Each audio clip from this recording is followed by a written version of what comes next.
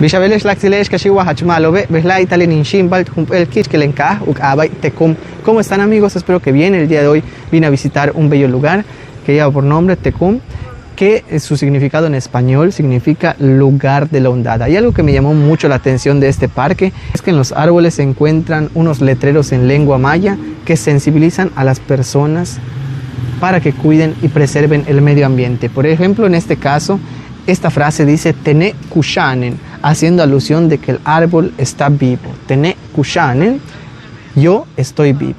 Repetimos de nuevo, Tene kushanen. Y seguidamente podemos encontrar otro cartel que se encuentra también en el otro árbol, que dice Yabilten, Yabilten, que significa quiéreme, Yabilten, quiéreme, que te está invitando a que tú lo protejas. Y de esta manera pues preservan la lengua maya y también ayudan a preservar el medio ambiente.